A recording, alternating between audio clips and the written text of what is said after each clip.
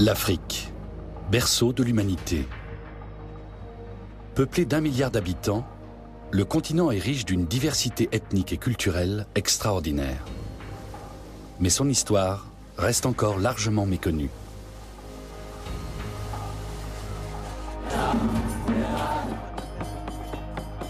Cette lacune commence peu à peu à se combler, car au cours des dernières décennies, historiens et archéologues ont fait de prodigieuses découvertes.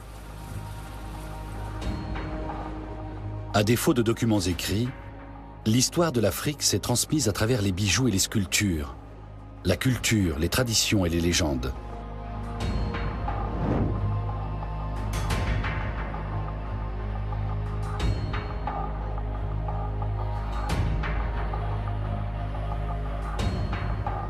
Je m'appelle Gus Casely Hayford. J'ai étudié pendant de longues années la civilisation, l'art et l'histoire du continent africain. En tant qu'historien de l'art, j'ai l'habitude de faire parler les objets du passé. Je veux remonter le temps et découvrir ce que sont devenus les anciens royaumes d'Afrique.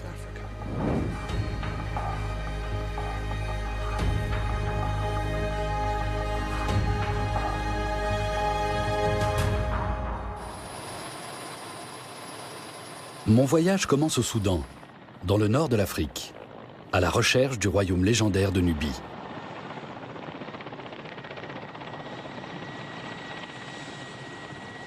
À quoi ressemblait la Nubie? Était-ce un État puissant? Quelle fut la cause de son déclin? Pour le découvrir, je quitte Khartoum, la capitale soudanaise, et me dirige vers le nord. Je réalise un rêve de gosse. Cet hélicoptère qui date de Mathusalem va nous faire survoler les sites antiques de Nubie. J'ai un guide fantastique, Mahmoud, qui va les décrypter pour moi.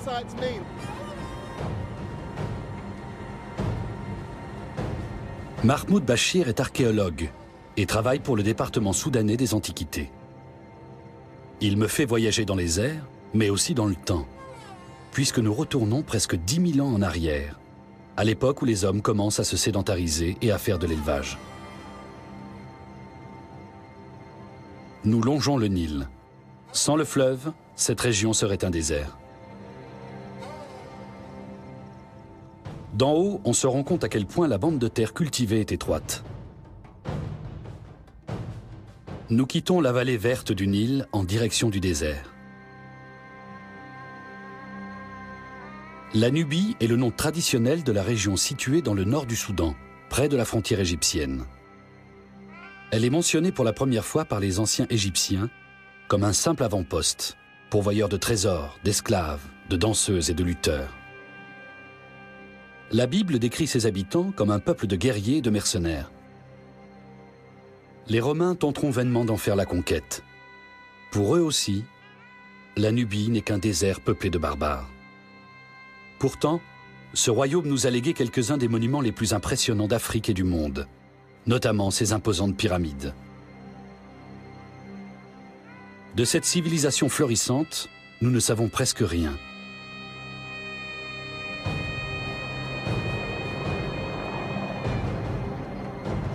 Nous nous approchons d'un des endroits les plus inhospitaliers de la planète.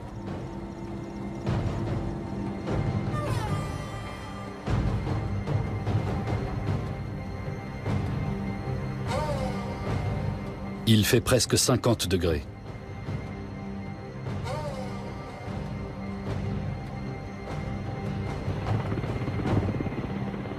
C'est ici, au milieu de nulle part, que commence ma quête.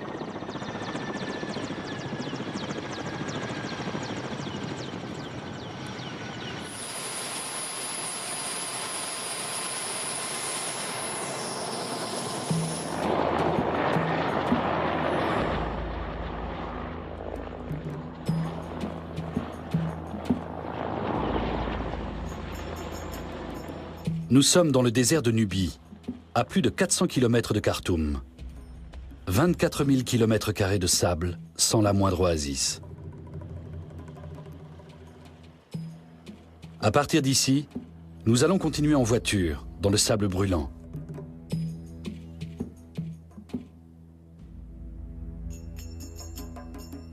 Selon les archéologues, c'est ici qu'est apparue la civilisation nubienne il y a plus de 7000 ans.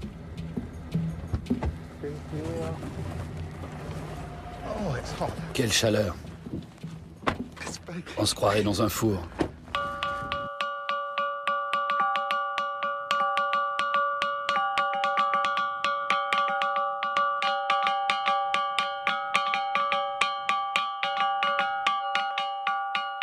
On a recensé dans ce désert des centaines de gongs en pierre. Le son est produit uniquement par la pierre, polie à force d'avoir été utilisée comme instrument depuis plus de 7 millénaires, bien avant les Romains et les pharaons.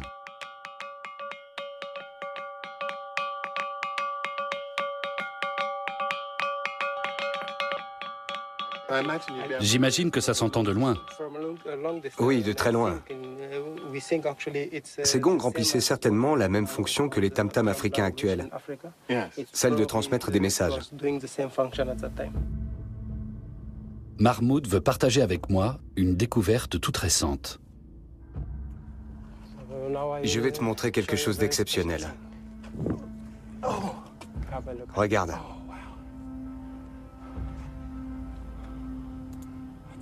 Incroyable, des vaches. De quand ça date? De 5 ou 6 000 ans avant Jésus-Christ. C'est si vieux que ça? C'est hallucinant. Quand a-t-on découvert ces peintures? En mars 2009, On doit être peu nombreux à les avoir vues. tu es le deuxième, après la mission qui a découvert ce site. Vraiment?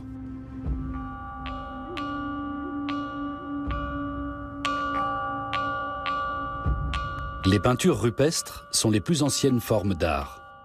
Selon les chercheurs, elles ne représentent pas nécessairement le quotidien des hommes, mais plutôt les choses qui avaient le plus de valeur à leurs yeux.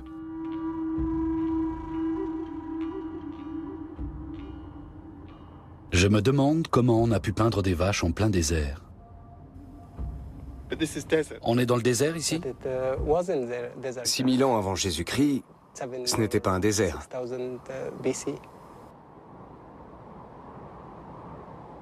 Depuis, effectivement, un changement climatique est passé par là. Des études récentes montrent qu'il y a 7000 ans, le Sahara était en grande partie couvert de végétation. Les vallées sèches d'aujourd'hui ont été creusées par de larges fleuves, qui se jetaient jadis dans le Nil, et entre lesquels s'étendaient de vastes pâturages, des savanes, comme celles qu'on trouve aujourd'hui beaucoup plus au sud. Autrefois, cette région était recouverte d'herbes grasses. La végétation y était luxuriante. On y élevait du bétail et y vivaient sûrement des sociétés évoluées. Et aussi des animaux sauvages. Lesquels, par exemple? Si on en croit les peintures, il y avait des lions, des éléphants, des girafes. C'est-à-dire la faune et l'écosystème que l'on connaît aujourd'hui en Afrique subsaharienne. C'est incroyable.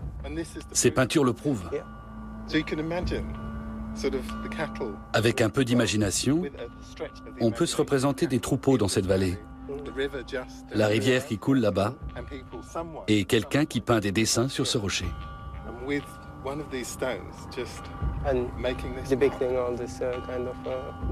Oui, c'est prodigieux. Les auteurs de ces peintures étaient peut-être les mêmes que ceux qui jouaient du gong.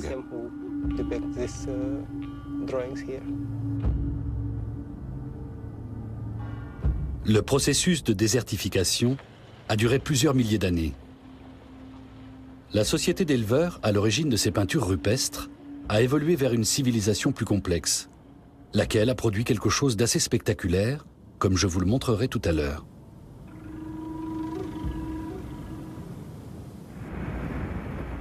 Nous remontons le Nil vers le nord, à 1100 km de Khartoum, non loin de la frontière égyptienne. Destination, le petit village de Kerma, sur le Nil. Kerma était jadis la capitale du royaume de Kouch, au cœur de la Nubie.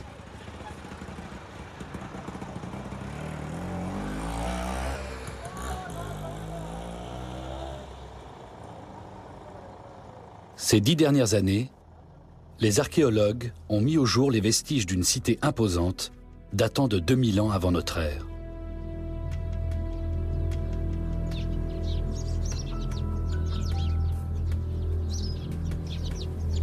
Kerma est en quelque sorte le prolongement de la société à l'origine des peintures rupestres, mais en mieux organisé.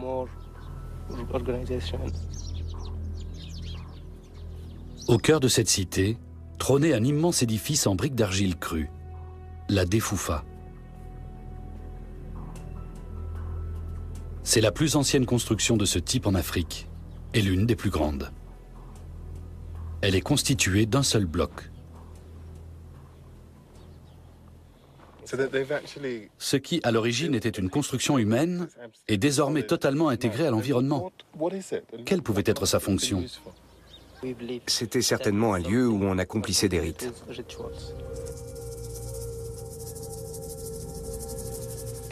Probablement un temple.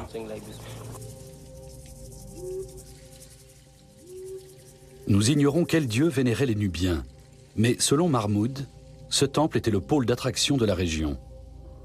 De nombreux rois y ont fait bâtir des palais.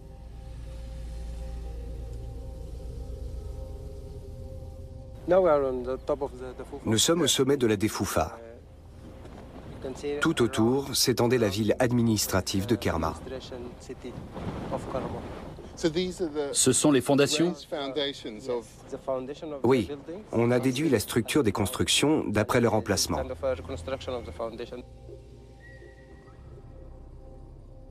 D'après les constructions que les archéologues ont mises au jour ces 10 dernières années, Kerma n'était pas une ville résidentielle, mais un lieu de pèlerinage qui attirait les croyants parfois de très loin.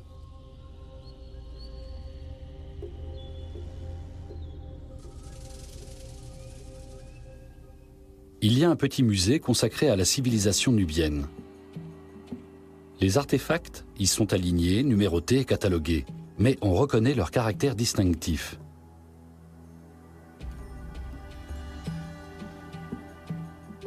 Par exemple, les céramiques. Les habitants de cette partie de l'Afrique ont pratiqué très tôt la poterie, avant les Égyptiens. Les spécialistes exerçaient à Kerma. Ces cruches à la surface polie et aux bords noirs et fins ont été réalisées entièrement à la main. Les artisans n'utilisaient pas de tour de potier.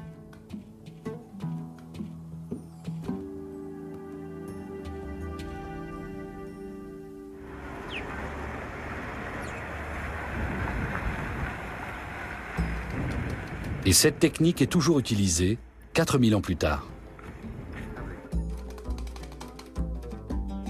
On en voit partout ici. Ces poteries ne sont pas fabriquées en usine, mais confectionnées par les femmes des villages. Elles ramassent des crottes de chèvre qu'elles mélangent à l'argile.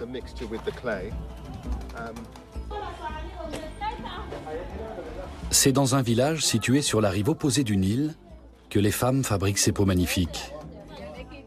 Elles nous font une démonstration.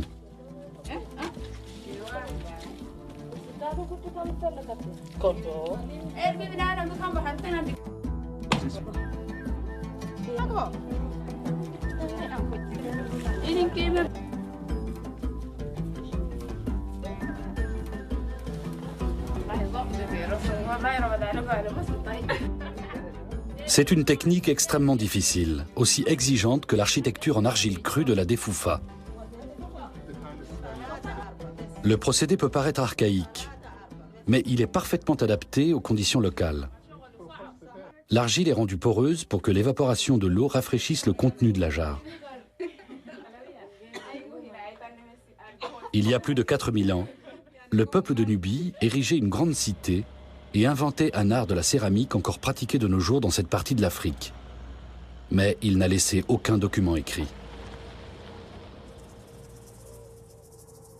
Heureusement, les fouilles archéologiques menées à Kerma éclairent notre lanterne. C'est ici que les Nubiens de Kerma enterraient leurs morts. Le cimetière a été découvert en 1913 par des Américains. Ils ont fait des découvertes étonnantes.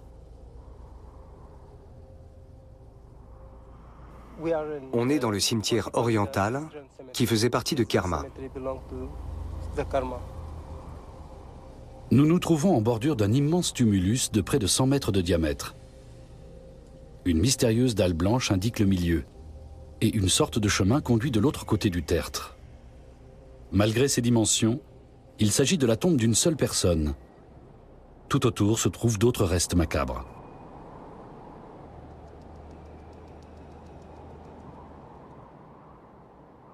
On a retrouvé des restes de sacrifices humains, Des restes humains? ce qui prouve l'importance de la personne qui est inhumée ici.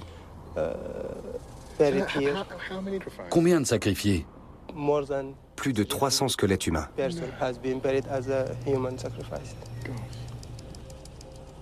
Dans la culture nubienne, la mort était assimilée au sommeil. Autour du tumulus, on a retrouvé 322 squelettes, sans doute ceux des courtisans et de la famille du défunt. On ignore si on leur administrait des drogues et s'ils recevaient la mort de leur plein gré. En tout cas, il n'y a aucun signe de violence. Les auteurs des fouilles effectuées ici il y a une centaine d'années pensaient que Kerma était la résidence d'un souverain égyptien. Une supposition erronée, qui puise aux nombreux préjugés de l'époque où elle a été émise, lorsqu'on estimait inimaginable l'existence d'une haute civilisation noire. L'étude scientifique de la Nubie est longtemps demeurée une sous-spécialité de l'égyptologie. Ce n'est que depuis quelques dizaines d'années que des instituts en ont fait un domaine de recherche à part entière, notamment à Berlin et à Paris. Tels des fantômes, les habitants de Kerma se rassemblent autour du temple tous les vendredis soirs. Bien que le royaume de Nubie ait disparu depuis longtemps, il a gardé un fort pouvoir d'attraction.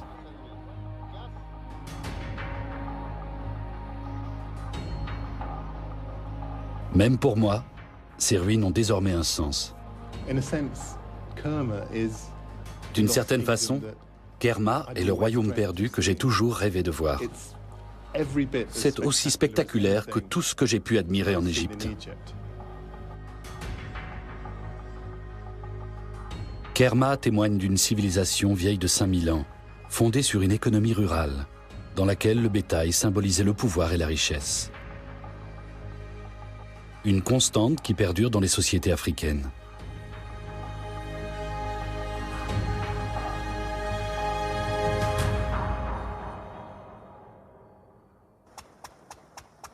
L'eau a joué un rôle essentiel dans l'avènement de ce royaume, en rendant les terres grasses et fertiles. À la même époque, les Égyptiens, voisins des Nubiens, doivent mettre au point des techniques d'irrigation pour pallier le manque de bonnes terres.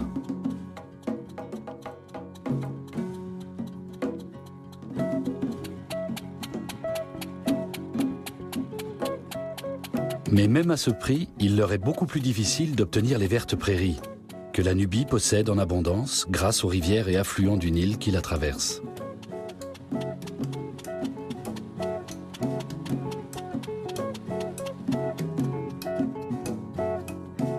C'est pourquoi la Nubie est très convoitée par les pharaons. En 1500 avant Jésus-Christ, les Égyptiens envahissent son territoire.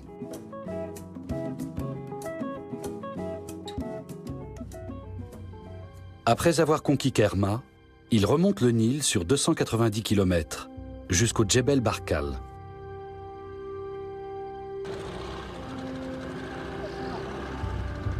Avec Mahmoud, je suis le même itinéraire afin de rejoindre le promontoire rocheux.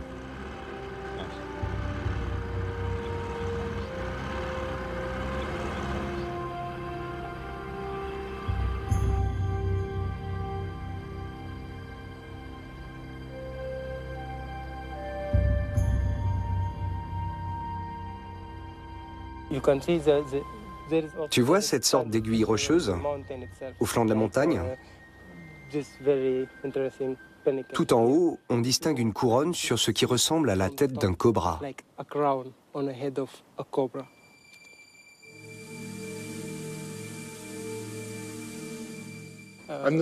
Je ne vois pas de cobra. Regarde l'aiguille. À son sommet, il y a comme une couronne. Sur les côtés, tu vois la bouche d'un cobra. Et si tu te concentres, tu aperçois une partie de l'œil. Ah oui, maintenant je le vois. Ça a un peu cette forme-là. Ça fait penser à un cobra en train de danser. Et il porte une couronne sur sa tête. Exactement. Le symbole de la royauté. Les anciens Égyptiens y voient un signe. Ils pensent que cette montagne est la demeure d'Amon, le roi des dieux dans le panthéon égyptien. De quoi justifier leur conquête de la Nubie. Comment les Nubiens ont-ils réagi à la présence des Égyptiens? À l'époque, la Nubie est passée entièrement sous la tutelle des Égyptiens. C'était une sorte de colonisation? Exactement. Les Égyptiens voyaient la Nubie comme une contrée sauvage et barbare. Des hiéroglyphes égyptiens représentent les Nubiens assujettis et considérés comme des citoyens de deuxième ordre. Les Égyptiens l'appelaient la Nubie misérable. La Nubie misérable?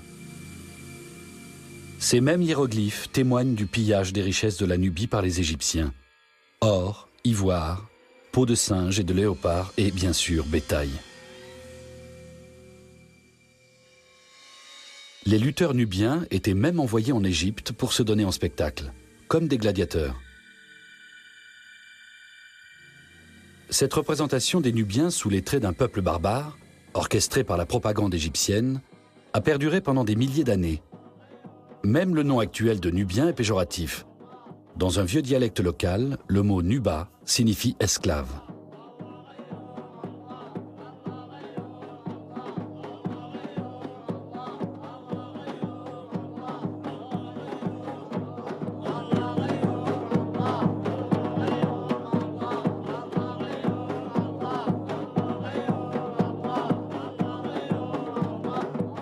Ce soir, Mahmoud et moi assistons à une cérémonie musulmane soufie au Djebel Barkal.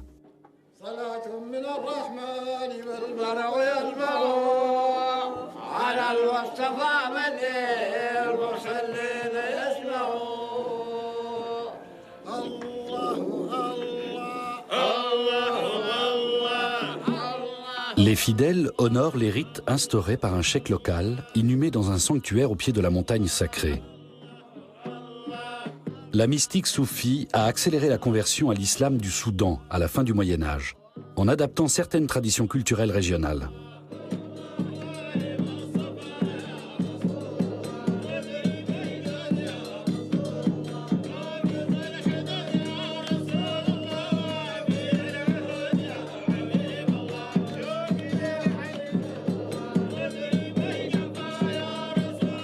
Bien que la cérémonie soit islamique, il en émane des impressions fugitives d'usages religieux plus anciens.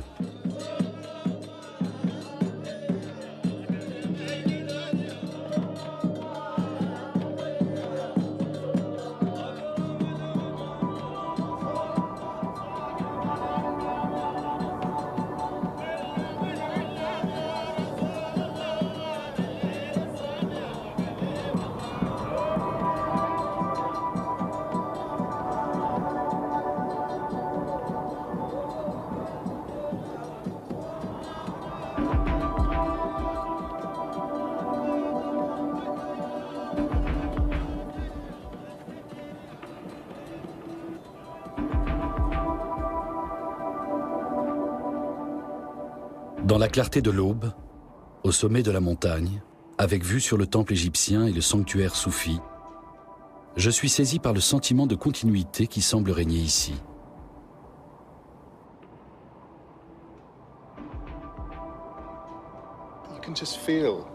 On sent que c'est un lieu à part. Quand j'entends les soufis jouer ces rythmes répétitifs, je repense au gong. Ces récitations de prières, ces incantations, ces pensées convoquent des choses qui remontent à plusieurs générations, à plusieurs millénaires, et qui sont restées chères au cœur des habitants de ce pays.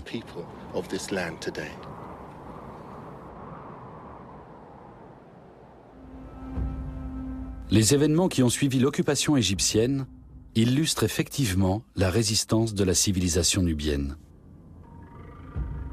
La Nubie ne resta que quelques siècles sous la domination de l'Égypte.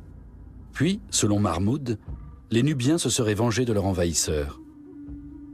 Au milieu de ces majestueux vestiges égyptiens, j'avoue que j'ai du mal à le croire.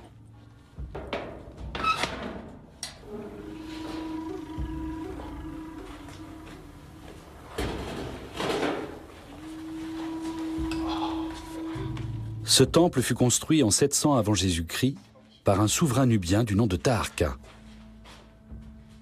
Mais celui-ci était aussi un pharaon d'Égypte, issu d'une dynastie qui régna pendant un siècle sur un territoire allant du Haut-Nil à l'actuel Liban. Pour honorer l'unification de ces deux royaumes, dans le sanctuaire du temple, il plaça d'un côté les dieux nubiens, de l'autre les dieux égyptiens. De découvertes récentes, ces statues reflètent à la fois la fierté et l'ambition des Nubiens.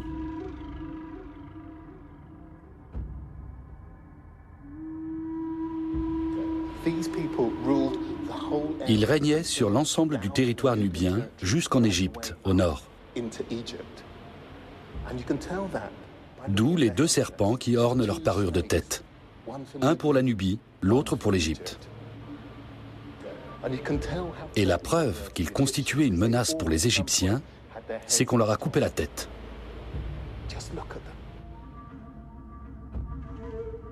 Même s'il n'a pas réussi à asservir les Égyptiens, le royaume de Nubie a perduré durant des siècles, enterrant ses rois dans des pyramides, comme les pharaons. On trouve d'ailleurs au Soudan plus de pyramides qu'en Égypte. Pour autant, leur forme est différente. Il ne s'agit donc pas de vulgaires imitations. Bien au contraire, c'est au tour des Nubiens d'afficher leur nouvelle splendeur.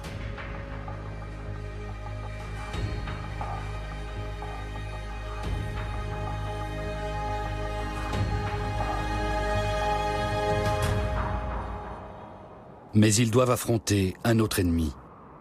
À l'époque de Taharqa, en 700 avant notre ère, les températures ne cessent d'augmenter. Le désert a déjà englouti Kerma et atteint désormais le Djebel Barkal. La montagne sacrée reste un centre religieux, mais face à l'avancée du désert, la capitale du royaume de Nubie est transférée à 560 km au sud, en amont du Nil, à Méroé.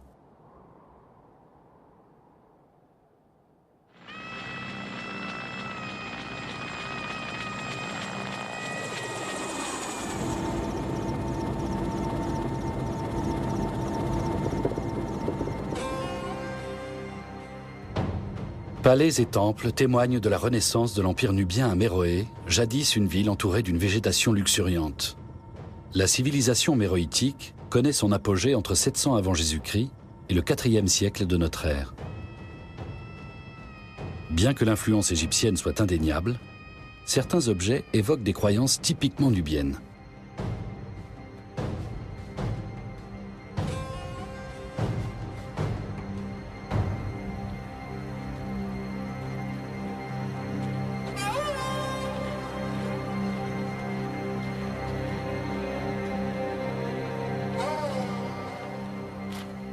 Ainsi, la forme de ce temple s'inspire de l'architecture des pharaons.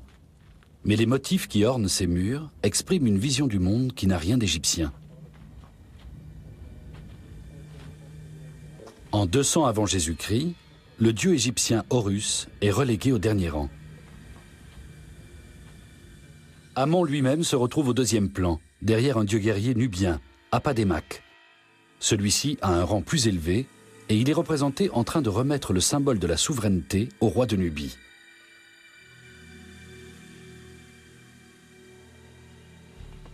Mahmoud me conduit sur un site remarquable du Soudan.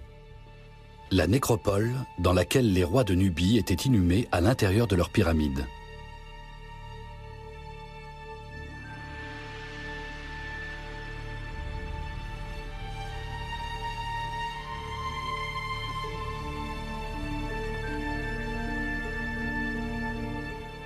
Ici encore, tout indique un retour au mode de vie traditionnel.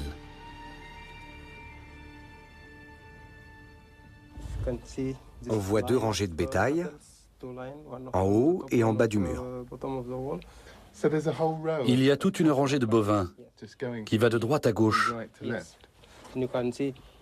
Si on en croit l'échelle des dessins, les vaches étaient plus importantes que les hommes.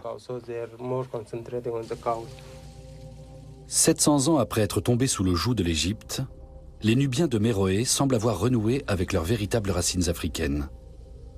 Des racines qu'ils partagent encore aujourd'hui avec d'autres peuples du sud de l'Afrique.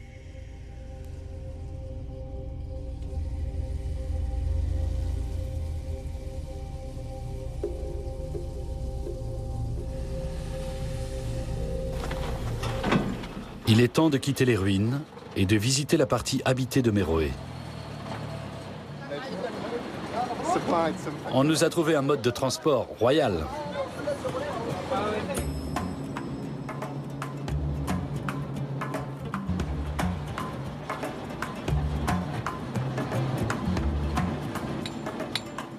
C'est à Méroé-Ville que Mahmoud effectue le plus gros de ses recherches.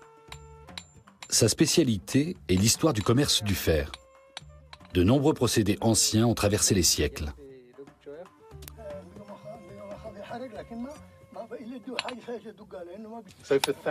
On forge le métal en fusion depuis des milliers d'années. Pour fabriquer des outils agricoles, par exemple. On suppose que la métallurgie du fer est née en Afrique, au plus tard durant le premier millénaire avant notre ère, ce qui correspond à peu près à l'âge du fer en Europe.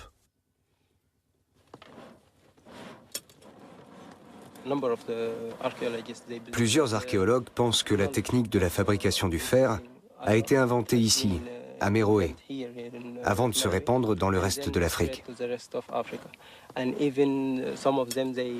Certains surnomment même Méroé le Birmingham de l'Afrique antique.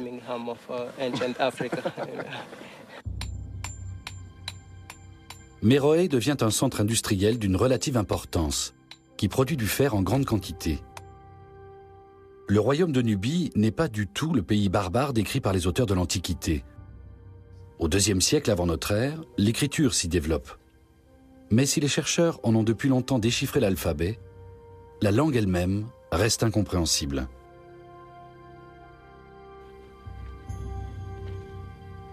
Nous savons cependant que cette civilisation africaine a existé pendant 3 millénaires et qu'elle égala celle des pharaons. On pense que Méroé a pu se développer librement durant tout ce temps grâce au désert au nord qui protégeait la ville d'une invasion des Égyptiens, ses seuls véritables ennemis. Mais le désert poursuit son inexorable avancée. Après les Nubiens de Kerma, victimes du changement climatique, ceux de Méroé sont frappés à leur tour par la disparition des pâturages. Des animaux, adaptés aux conditions désertiques, font leur apparition. Les dromadaires sont domestiqués en Arabie dès le premier millénaire avant Jésus-Christ. Leur introduction plus tardive en Nubie coïncide avec l'émergence d'une nouvelle culture dans le Sahara oriental.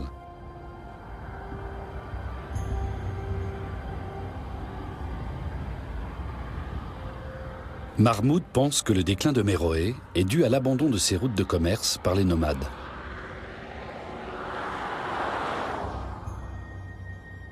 Cette caravane se dirige vers les grands marchés de dromadaires en Égypte du Sud. S'agit-il de descendants des Nubiens? Ou bien certains ont-ils émigré plus au sud en quête d'eau et de pâturage? Qu'est devenu le peuple de Nubie? Je me rends dans le sud pour le découvrir.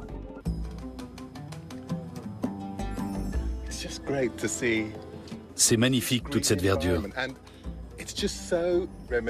Ça rappelle Kerma à son âge d'or. Pas seulement les habitations ou le mode d'agriculture, mais ce paysage, cette végétation.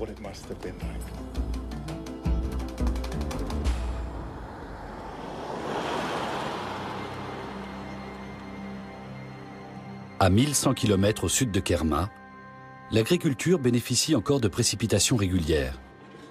La frontière entre terres arides et fertiles est restée une source de conflits, comme au temps des Égyptiens et des Nubiens, il y a 3500 ans.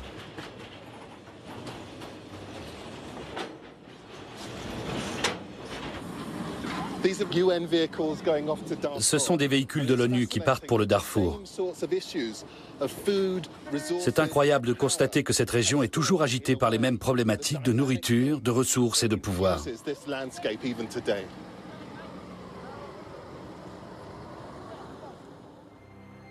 Les récents combats au Darfour, dans l'ouest du Soudan, ont pour principale origine les terres et les droits de pâturage que se disputent nomades et fermiers. De tout temps, les hommes se sont battus pour ces terres. L'histoire se répète d'un siècle à l'autre.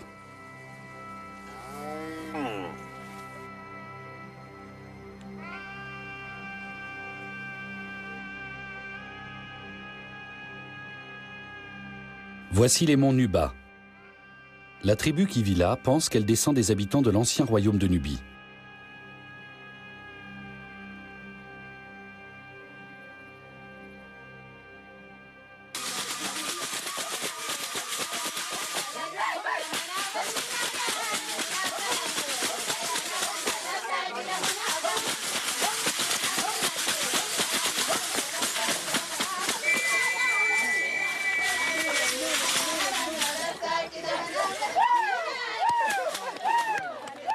Je suis avec Shaza Rahal, qui a fait ses études en Grande-Bretagne et qui appartient à une famille locale régnante. Son oncle est le chef du village. Je suis accueilli comme un invité de marque. Mes hôtes exécutent une danse ancienne. Moi, je préfère m'abstenir. Je ne sais pas danser ça.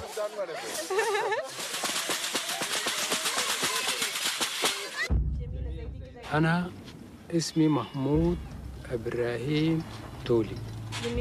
Il dit qu'il descend d'une dynastie royale et que les Nubas sont arrivés ici il y a très longtemps. Combien de temps à peu près? الكلام ده يعني الحروب بتاع Environ 300 ans. Les Nubas seraient originaires d'une région située près de Méroé, à plus de 800 km d'ici.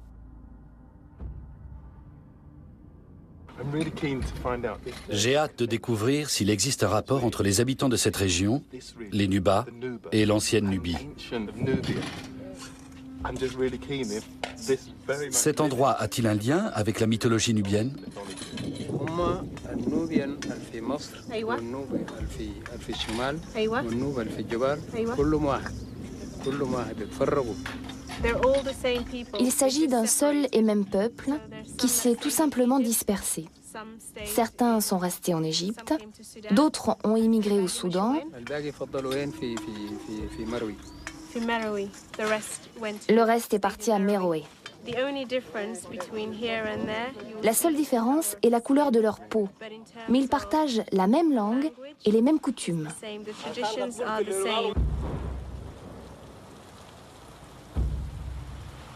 Ces hommes sont-ils vraiment les descendants de l'antique civilisation de Nubie, distante de 800 km et vieille de 2000 ans?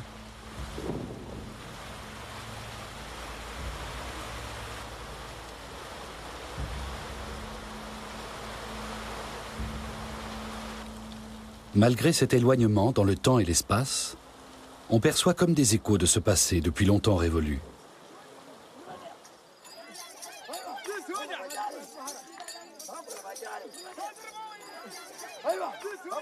Les jeunes gens continuent de pratiquer le sport national le plus prestigieux, la lutte.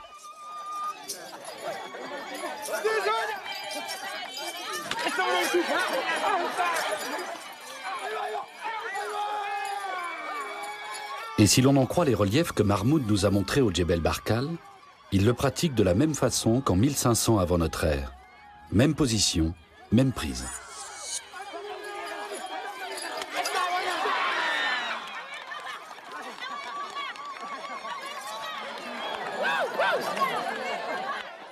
Mais cette découverte a un prix. Je dois m'y coller.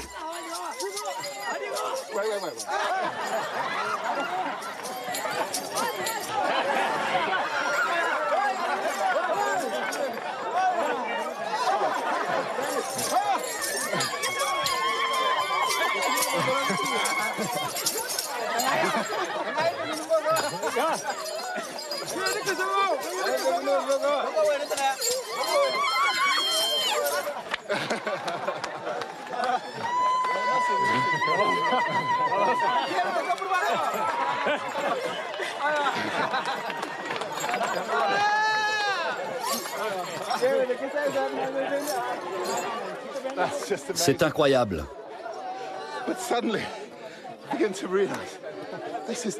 C'est exactement pareil que les lutteurs représentés dans les hiéroglyphes égyptiens.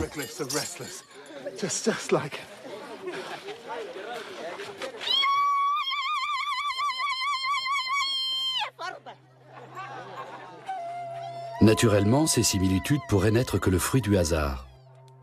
Si l'héritage de l'ancienne Nubie existe réellement, il doit se manifester à travers des aspects plus pragmatiques de la vie des Nubas.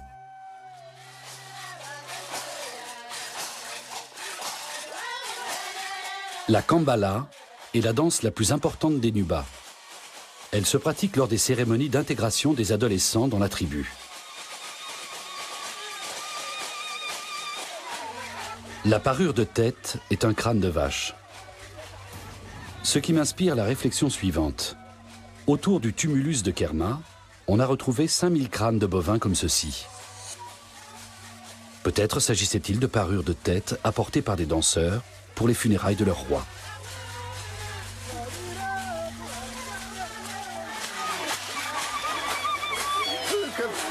Plutôt convaincant, non? L'ancienne civilisation de Kerma est littéralement ressuscitée. Les femmes entonnent des chants parlant du bétail. Les hommes perpétuent les usages anciens. Cette danse formidable est la synthèse de tout ce que j'ai vu au cours de mon voyage.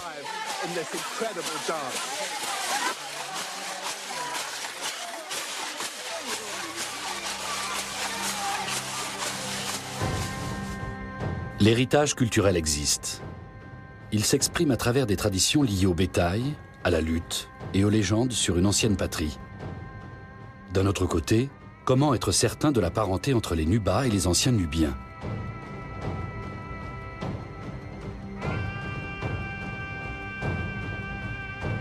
Le couronnement de notre expédition serait de trouver un élément confirmant ces liens. Mais le plus important reste les preuves que nous avons récoltées de l'existence d'un empire indigène de Nubie qui a existé pendant plusieurs siècles. La Nubie n'était pas une contrée barbare, oubliée de la civilisation. C'était une puissance à part entière, avec son propre modèle de société, qui a égalé la civilisation des pharaons d'Égypte.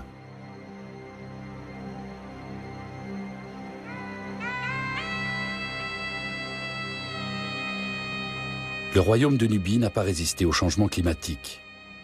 Mais sa conception du pouvoir, de la richesse et de la dignité royale résonne encore dans l'Afrique d'aujourd'hui.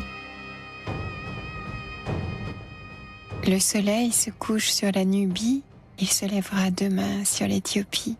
En attendant, la soirée continue. Dans un instant, cinéma. L'imagination et l'animation nous déposent au pied du château ambulant de Miyazaki.